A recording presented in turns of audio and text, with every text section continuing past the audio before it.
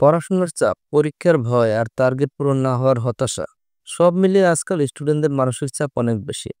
তবে চিন্তা নেই, এই ভিডিওতে পাচ্ছ 5টি সহজ কৌশল যা তোমার চাপ কমাতে সাহায্য করবে। নাম্বার 1, রুটিন তৈরি করো। একটা রুটিন বানাও। প্রতিদিন কি করো, কখন পড়বে, কখন বিশ্রাম নেবে, সব ঠিক করে ফেলো।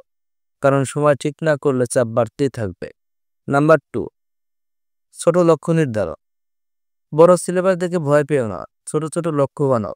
আজ শুধু একটা অধ্যায় শেষ করলেই চলবে, ধীরে ধীরে সবকিছু সহজ বানানো হবে। নাম্বার 3, ঘুম ও বিশ্রাম। পর্যাপ্ত ঘুম আর 5 মিনিটের রিফ্রেশিং বিরতি তোমার মস্তিষ্ককে রিসার্চ করে। চোখ বন্ধ করে নিঃশ্বাস নেওয়ার অভ্যাস করা, দেখবে মাথা ঠান্ডা থাকবে। নাম্বার 4, কারোর সঙ্গে কথা বলো। মন খারাপ, কারোর সঙ্গে শেয়ার করো। বন্ধু, পরিবার কিংবা শিক্ষক। শুধু বলা মানে চাপের অর্ধেক কমে যাওয়া। নাম্বার 5, প্রযুক্তি ব্যবহার করো কিন্তু নিয়ন্ত্রণে।